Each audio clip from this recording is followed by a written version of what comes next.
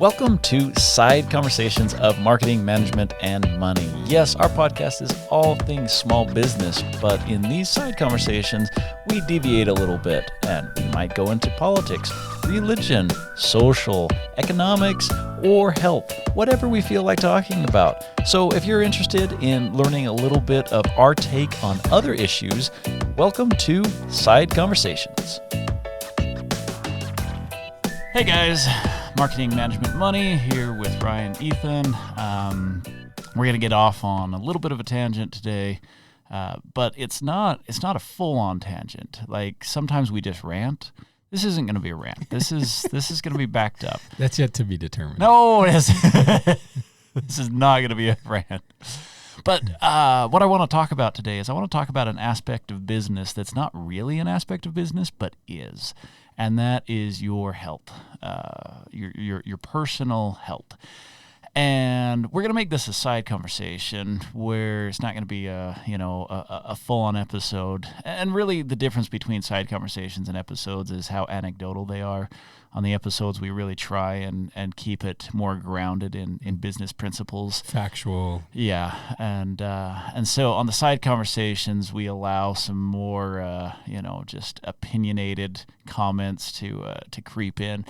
But I'm going to start with a story. It's a business-related story. So this happened to me, when was it? 2 weeks ago. So 2 weeks ago, I get a phone call from a guy that I've worked with him over the years. I actually have a ton of respect for him. Like he's one of those guys worth keeping in contact with. And he gives me this call. So he got brought into a company, and they it's an asphalt company. So what they do is they repair a lot of parking lots. So these aren't the guys that are going to be doing roads. You know, they're not like road engineers, but they resurface a ton of parking lots.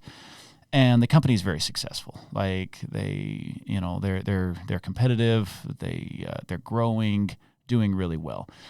So you've got a couple original owners, and they brought this guy in, and so he's considerably younger. So the original owners, two of them are in their 70s, one of them's in their late 50s. Wow. Yeah, so they bring this guy in, and he's in his late 30s. And the idea is to have an option of, like kind of a transition. And so this guy, he's done. So this is definitely a family business, and he's got some family ties to this business. And he started in this business, and then he went out, went to college, got his MBA, and went out and did a lot of business consulting. Also, he did some.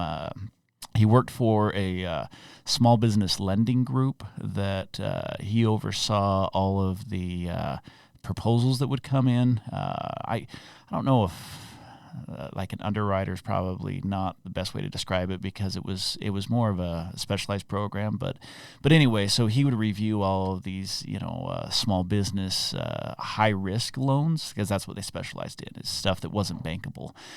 And so he's got some great financial experience. Like he understands what the financials of a small business need to look like for success. So anyway, the parent company, or this asphalt company, brings back in and says, look, we need someone who has your level of education. We've always kind of done this bootstrap style, school of hard knocks, just kind of figuring things out. And we want someone who's got some education, got some experience, and can kind of help clean things up. So he's been in for a couple of years, and they brought him in this quasi-management role where he's management, but the original owners are still managing. And so he's kind of just looking at transition. Well, one of the owners went on vacation, like an extended vacation, was gone for, I think it was a couple months. Comes back. I mean, that's how well the company's doing, is like, Wow. they go on 2-month-long vacations. And so anyway, this owner comes back, and he meets with him. The first thing he says when he gets back is he's like, I need to be done. Like, I had a great time on my vacation. I'm in my 70s. Why am I coming back to a job? He's like, Yeah. I need to be done. I need to be bought out, right? And so anyway, what I'm bringing this all into is the fact that this guy, so financially, he's set. He's doing great financially. He's well taken care of. If ever anything happens to him, his wife's taken care of. And they're living the high life. They're going out and they're traveling. They're really enjoying their life. They live in a nice home in a beautiful neighborhood. So financially, he's done well for himself. But the thing that has him so concerned is he's like, am I going to get bought out in time to still have any health to actually enjoy life? I spent all these decades building this up, and now when I'm going to get paid out, because, he's worth enough that he's not getting paid right out. Like he's going to get phased out. Right. And, yeah. And so I remember, I'll throw one more thing in, and then we'll get some of your thoughts on this. When I was in my early 20s, I wanted to buy a fourplex. It was actually the fourplex I was living in. So we were renting this fourplex, and I wanted to buy this fourplex. And I put it together where I'm like, okay, I figured this all out. I did all the financial calculations on it, and I put together a proposal. And I went to the owner. He wanted to sell. He was ready to get out. And I gave him this proposal, and he owned it outright. So he had already mentioned that he was going to do seller financing. And so, I give him the proposal, and he looks right at me and he says, I'm in my 80s. You got a 20-year proposal. Not interested. And so... That's the funniest story I've heard from you yet. And in your brain, it was totally logical. Yeah, I mean, I was in my early 20s, and so I was actually being a little aggressive. I'm like, okay, we're not going to do 30 years on this. Let's go 20 years. And he's like, I need 5. Like, I want my money now. Yeah. And so anyway, I want to... I want to talk about this idea of health. I've seen entrepreneurs that have worked themselves literally to death. Yeah. And, is that the goal? Have a big old bank account that second generation inherits and squanders? Yeah, it's true. It is. Like, first generation works their tail off, works themselves to death. Second generation sees how hard first generation works and says, that's not for me. I don't want that lifestyle. First generation dies. Who gets all the money? Second generation. They go and just spend it. Live. And the third generation generally is responsible again. More responsible than the second. Yeah. But that's interesting. I mean, I like the story of the guy with the fourplex just because I think way too many people don't really have an exit plan, either for their health or their business. Right. You know what I mean? Yeah. Because they created we joke all the time that, that's a lifestyle business. It's never going to grow. It produces enough money to put gas in their boat, right? Yeah. So they create a lifestyle business. But unfortunately, I think a lot of times we do that with our health as well. We create a lifestyle, and then before you know it, you're kind of down that road, and then to think about changing or, hey, how do I make the best of the last of this? It's hard. Yeah. Yeah. You can't do it. Well, and here's the interesting thing. So, and I'm talking for United States. I can't really speak to other countries or other parts of the world, but most people in the U.S.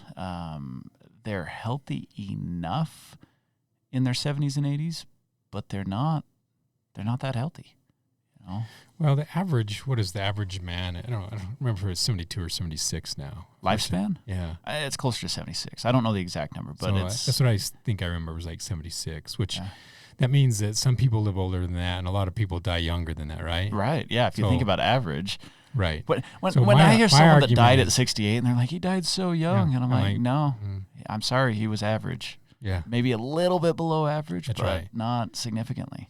So my theory is that any day over the age of 70, you count as a blessing. Okay. Because you're at that point where... But is it a blessing? You know, I mean, if like you've got arthritis in your hip and...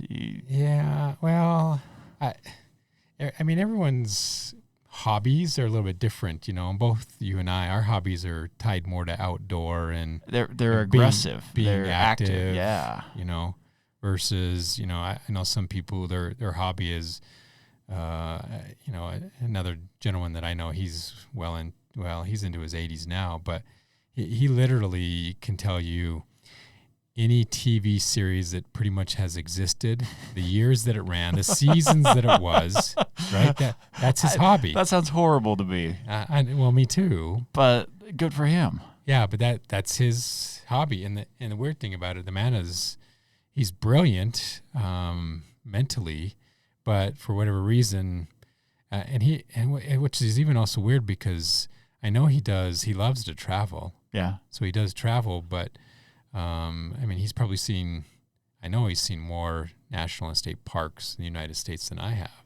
Yeah. But it's weird to me because I literally can ask him I'll hear about something, a TV show I've never even heard about. I can ask him, he can tell me the actors that were in it. He can tell me the years that it ran, how many seasons that it ran. It's just unbelievable to me. You know what I mean? But So, that was his hobby. But hence, you know, you know, his health is below average. I don't even know that it's average, but I think partly because of that is because the hobby that he has is sedentary. Yeah. Yeah. See, okay, so first off, I'm going to emphasize the importance of having passion in your life. Oh, I agree 100%. And I want to clarify that passion is not excitement per se. Right. Like, you can be passionate about with something in kind of a dry, monotone way. And there are people who are that way. You know, when you talk about this guy, he probably lights up with, you know, getting to talk about all of this useless trivia that he has.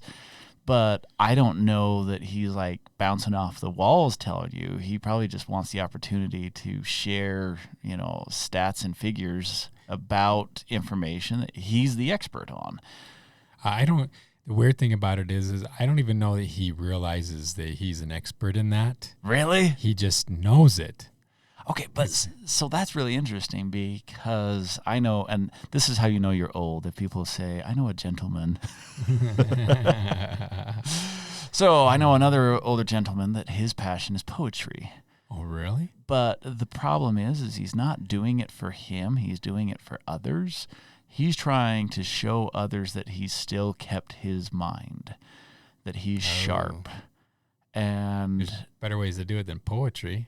Maybe not. I don't know. No, poetry is... Because I'm trying to think. Like he memorizes. Does he memorize it? Yeah, he memorizes Not poems. creating it. Yeah, he memorizes poems. So that would be, because anything to do with memorization and learning and is huge for the mind as you get older. Yeah. But I look at his life and I'm just like, the problem that I have is he's trying to hide the fact that he's getting older. And so he's using poetry as a way to, now this is all my opinion here, you know, like maybe he's not doing this. Like I said, side conversation.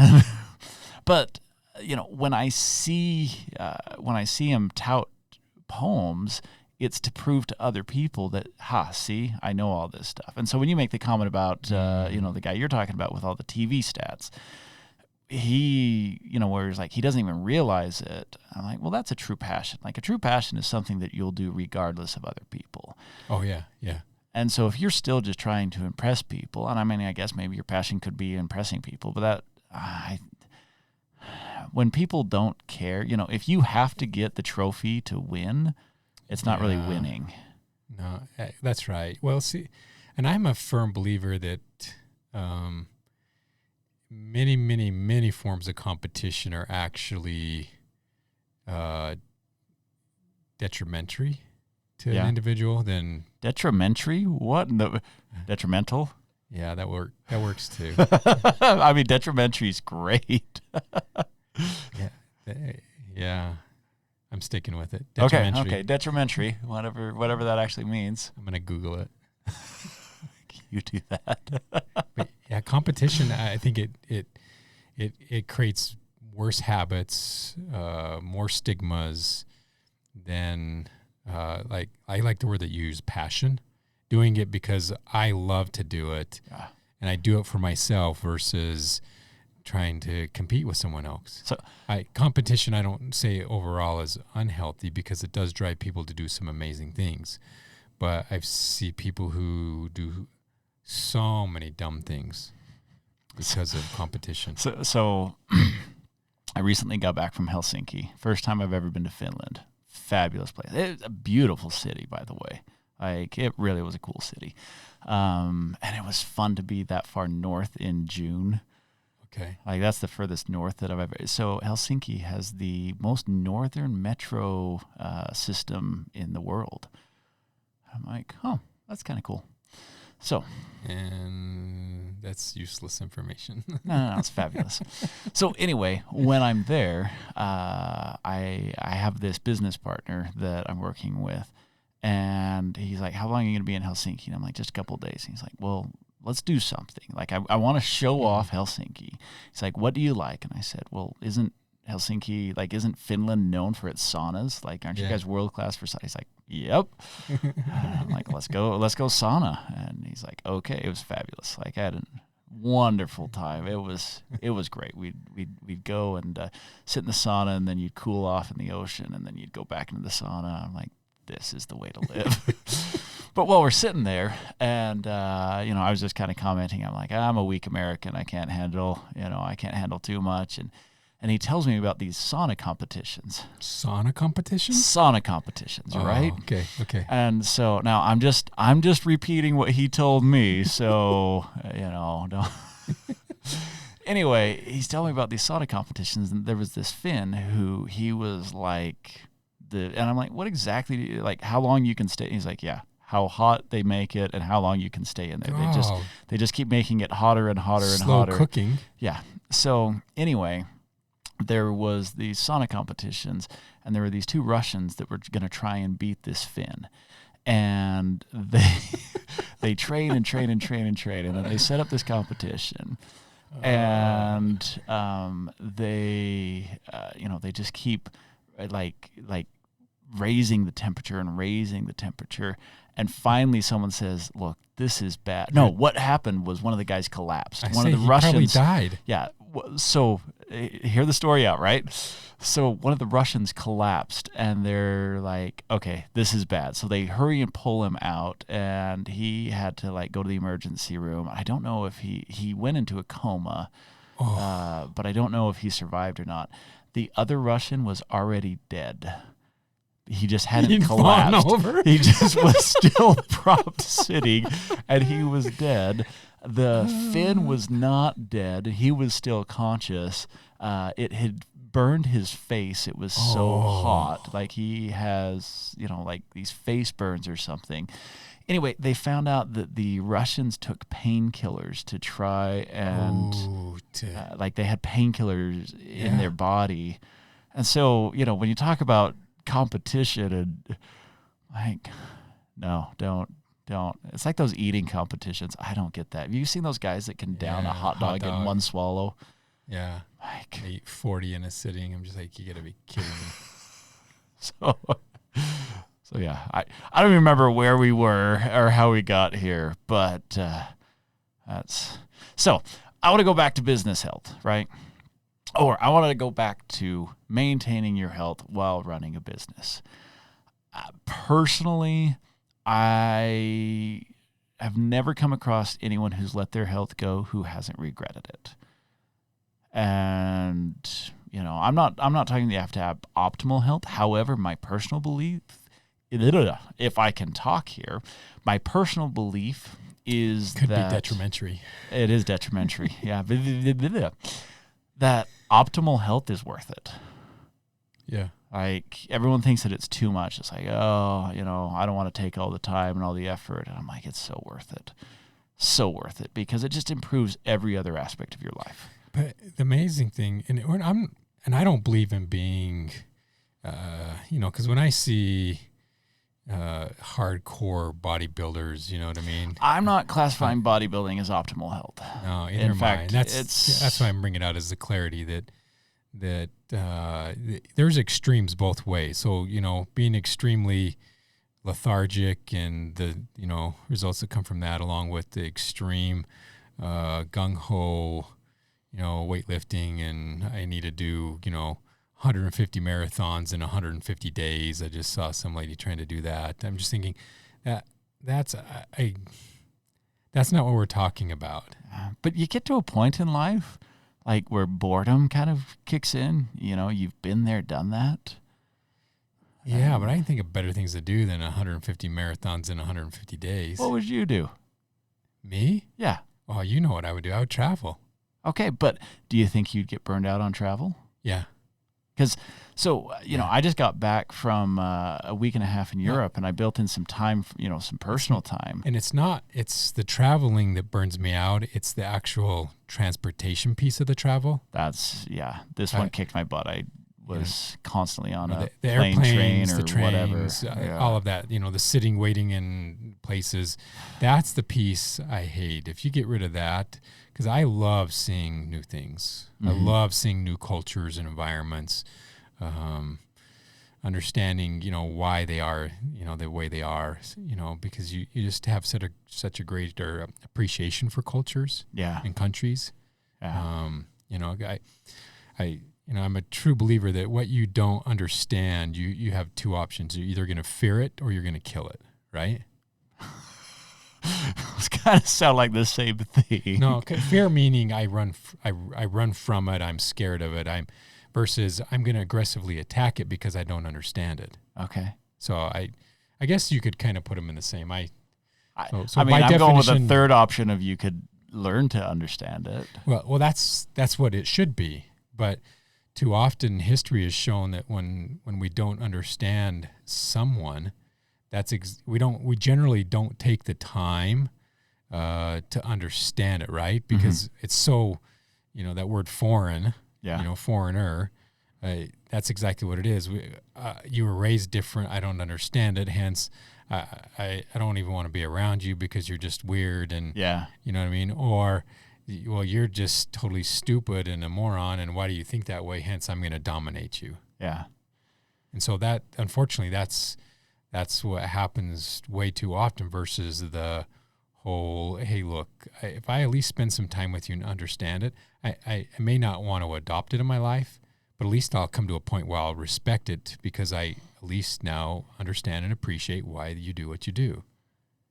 And that's what I love about at least me traveling in cultures and meeting, seeing new things and understanding it because I just have a greater appreciation for it. Yeah. Yeah. No, that makes sense. And I think, so when I'm talking about health, I think a lot of times people go straight to physical health. Yeah. But, I think there's emotional, spiritual, intellectual health as well. Oh, yeah. And so when you're talking about, traveling and gaining an appreciation, to me, that's a form of health. Because I've seen, and I would put that in maybe an emotional, intellectual form of health. And I've seen people that they're very intelligent, but they're just unhealthy mentally. You know? And we talk about, there is a mental health crisis going on right now with all of the anxiety and depression and ADD and ADHD and I don't even know all of the designations and it almost makes me wonder if we'd stop talking about it, if the stuff would go away. My argument behind that is that we preach sexual harassment. You can't almost go a day without someone talking about, what sexual harassment is and don't do it and respect people. But the numbers are increasing. Right? So obviously what we're doing isn't working. Well, okay. So, and I'm not saying to ignore it, but what I am saying is that talking about some things is not fixing the. So I completely agree with you, but you do have to put one thing into perspective. It's not just like a lot of stuff is now getting measured. Whereas, Before it hasn't been measured, it was just brought to your attention. Yeah, I mean, I can think of so many times growing up that I was, quote unquote, sexually harassed, but I just ignored it because you were told, suck it up. Yes, I know. So, and there were some Glad people. you said that one, not me, because I've same thing I was thinking. Like, think about when we grew up. It was not uncommon that after school there was a fight. Right? Oh yeah, right. Yeah, that's you go have your fight. You're done. You're best friends again tomorrow. Well, so now you get expelled for a month. You lose part of your education. You have to make it up through summer school because you got in a fight. I remember, and I'm going to try and keep this clean because we do keep a clean podcast. So I think I'll be okay, but we'll see how this goes, right? So when I was in 7th grade, I transitioned from elementary school to junior high. And in junior high, so oh my gosh, there's 2 things that I'm going to share here that talking about like sexual harassment. All right, so I'll get the beep button. Right? So in 7th grade, all of a sudden you had gym. And my gym teacher, he required, it was part of your grade, a jock check. Oh, yeah. Yeah. You had that too? Oh, yeah. Oh, shut up. I thought I was the only. No. It was so ridiculous. No. Matter of fact, if you didn't have a jock strap, you failed the gym class. Yeah. Yeah. Matter of fact, you want to hear something even crazier? So the same gentleman who I was talking about earlier, who just knows everything about TV. Yeah. Somehow we had a conversation, and I think something like that came up. That he says, "Oh, that's nothing." When I grew up in junior high, our junior high had a pool, and if you didn't have a swimsuit, they didn't care. You still went swimming. So I'm talking about he grew up with times where he, for his gym class, went swimming in the nude, and he says, and I says, like, just you? And he's like, oh no, there was about probably half the class. Yeah. I'm just like, what? And so, today that would be classified as sexual harassment. Oh yeah. When back then it was not classified. So it's not just, hey, we're talking about it, but like the whole perception has changed. But I'm going to share the second thing of, 7th grade gym class. I was warned of this, and sure enough, it happened. Everyone would go around with their towels and they would whip people naked, And so it was not uncommon to see 2 naked boys running around, one of them whipping the other one in the butt with their towel. You can't tell me that today that wouldn't like throw someone in prison for sexual harassment. Yeah. Whereas back then it was like quote unquote rite of passage. And I'm not suggesting that we need to go back to the good old days when, people got whipped with towels. I agree. But I also don't think that someone should get a prison sentence because, teenage boys are stupid and do stupid things. And, yeah. Well, and that's the thing I tell the younger generation is that whether you like it or not, each generation was raised with different standards. Yeah. And then the next generation that comes up says something about that was inappropriate, and then they try to force changes on the previous generations and tell them how horrible they are, right? Right. Okay. And a classic example, whether people want to openly admit it or not, mostly factually. It's a side conversation. So we can have our opinion. My opinion is when you look at like the baby boomer generation, especially the front end of the baby boomer generation, not so much the tail end, but the front end of the baby boomer generation, it was a very male dominant society. Oh yeah. Yeah. And so that generation tended to be what our generation would call male chauvinistic. Right. But to them, the wife was at home, took care of things at the home. He went out, did the work, and made the bread and butter, if you know what I mean, and brought home the dough.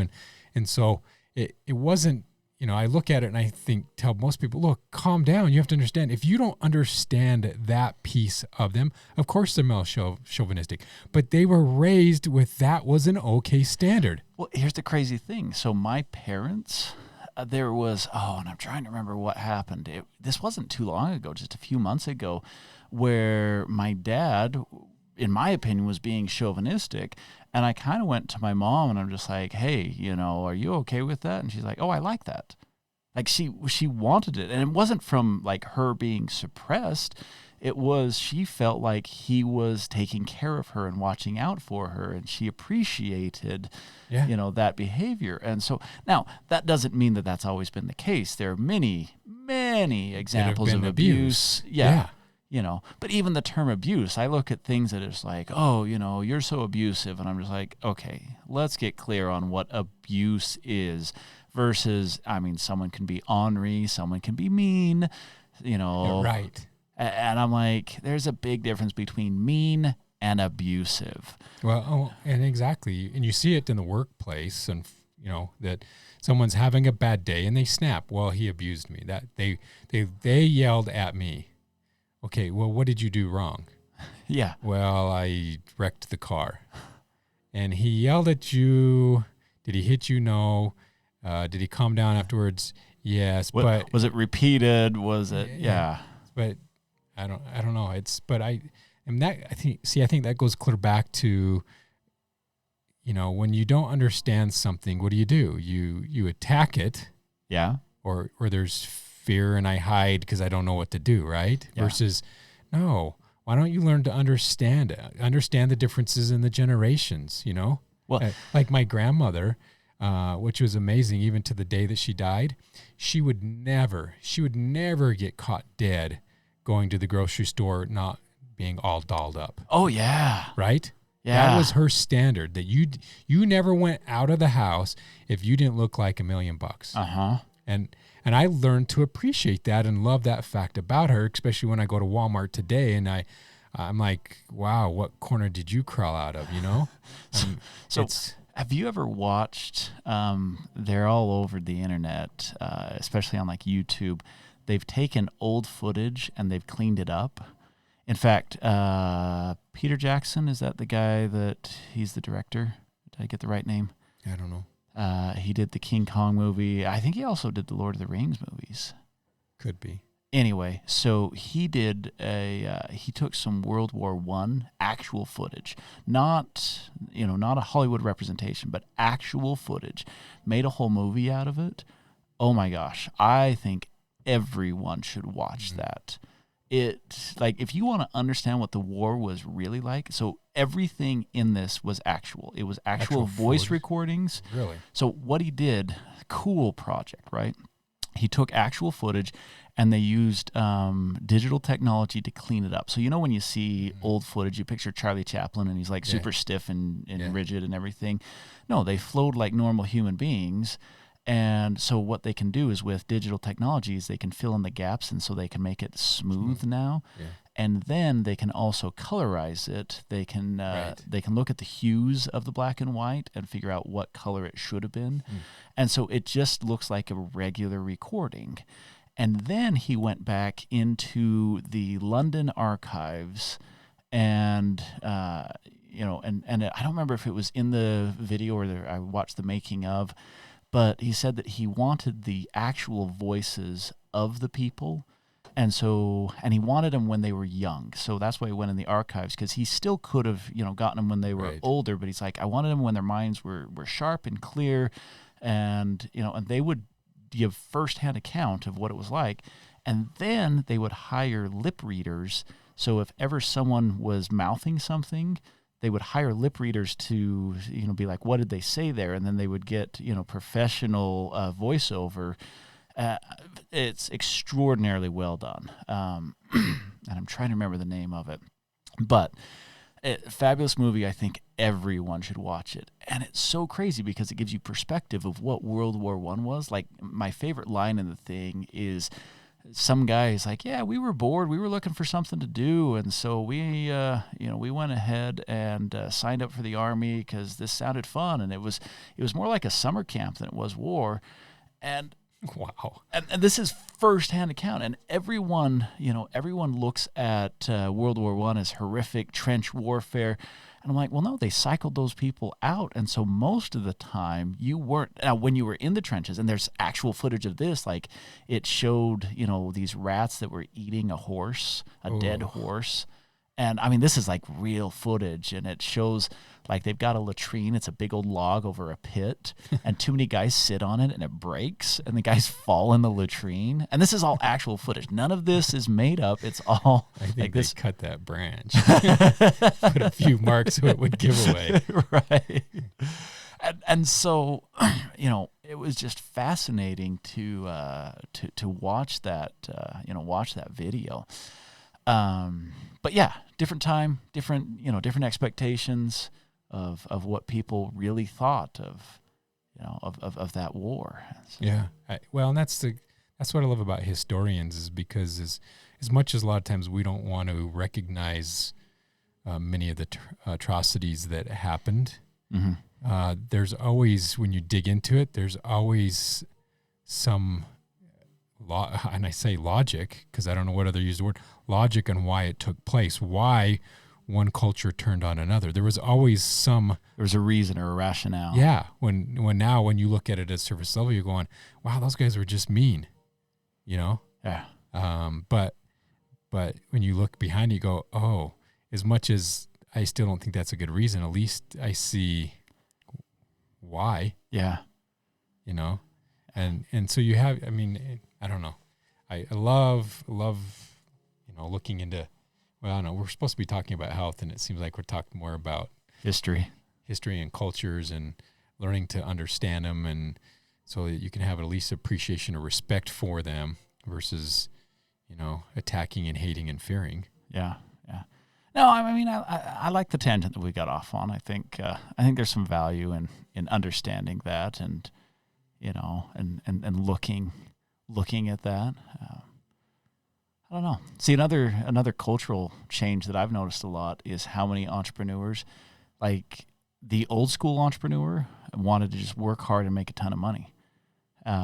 Yes. Now it's all, I want to do something good with it. Yeah. Social entrepreneurship is a big deal. Yeah. A lot of entrepreneurs don't go for the money. Yes. They make conscious choices that would decrease their profits. Right. And they're okay with that. And so it's very much an image or a lifestyle.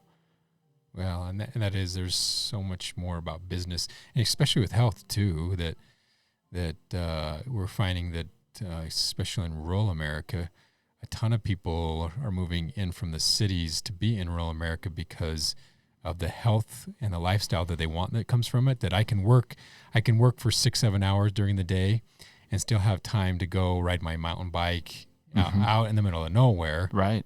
Okay. Or go bouldering or rock climbing or rappelling or a number of other things that out in the places where I can do it, because if I live in the city, it takes me too long to get to those places, especially if there's any type of traffic, to do that right after work. Yeah. Right.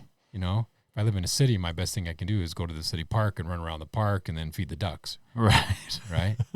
But they're moving out of the cities for the health benefits of it, and along with the clean air. Mm-hmm. A lot of major cities have thicker air. So if you have asthma at any level, then especially if you can remote work at all, or go into the office one day a week, it's not a big deal to then drive 2 hours back into a city for that one day. Yeah.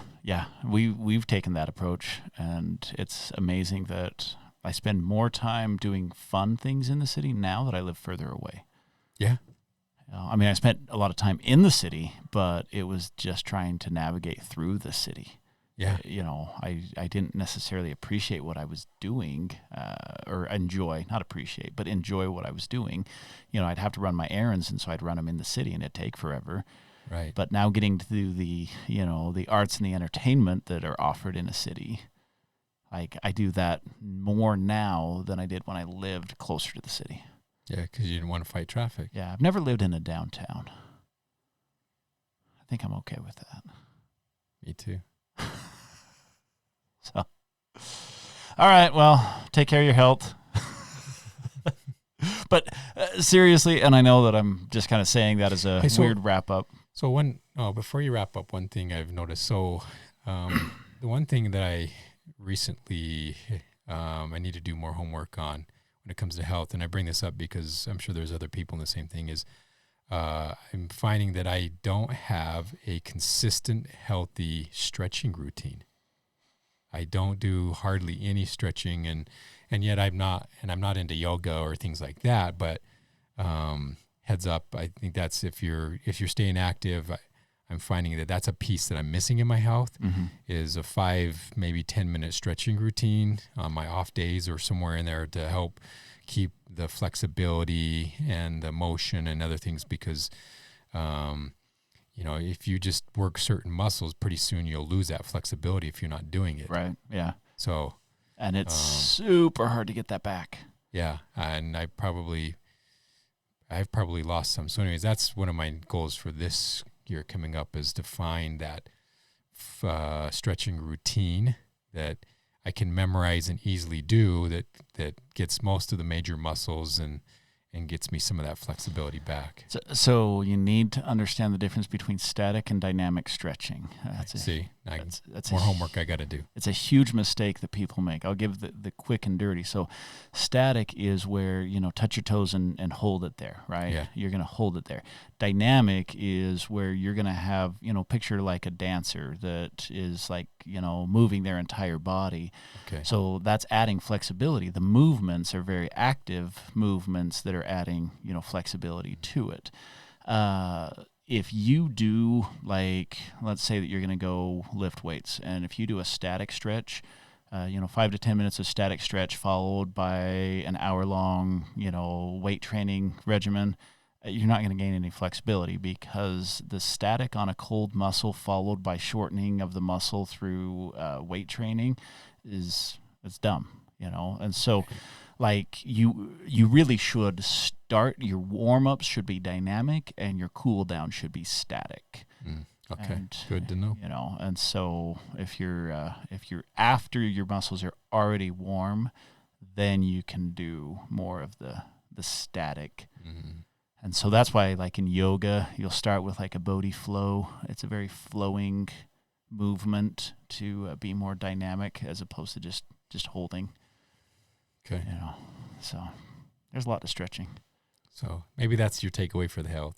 If you're not stretching, and I need to do more homework now on the static and the dynamic, because I put it all in the same category, but now with that comment, I'm like, I need to understand the difference. Yeah, I mean, because I realize that that's one thing I am missing that I need to get incorporated, especially as I get older. I'll watch all of these, especially like high school level sports. Oh, their warm-ups are horrible. Their stretching is horrible. And it's so important at that stage of life, because you're setting habits for, lifelong habits. And I mean, you look at it, how many high school sports have regular injuries? A lot. Almost every single one has people that are out injured, good players. They're like, yeah, our star player's out with an injury. You just expect it. And I'm thinking to myself, guys, you don't have to expect it. Like, if you are expecting to have key players out with injuries for a season, first off, these are high school players.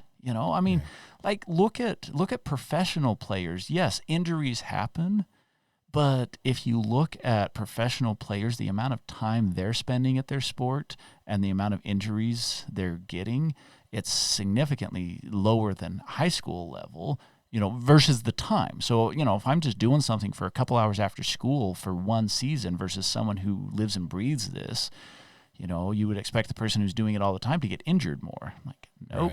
Right. So, yeah, that's why understanding stretching and mobility and, proper balance of the muscles, like I have been active. I'll put it this way. The last time that I had to adjust, I wasn't even out, but I had to adjust my workout, was 2 years ago for a minor, a minor injury that, kind of slowed me down. It never got me out. So, and I work out 5-6 days a week consistently. I go canyoneering and very, very aggressive, and I'm like, I'm not out with injuries, and I'm an old dude, and so it's just, I hate that. Sorry, that's just a pet peeve of mine when I see all these coaches abuse high school kids out of ignorance. Unfortunately, that's what it is, out of ignorance. Yeah, they're doing the same warm-ups that were done. I did this when you were in the 70s doing wrestling. And we have better sports medicine now to help us understand that. Yeah. Yeah. So, all right. Okay. Well, I'm done now. Thanks for joining us. Thanks, everyone. Take care.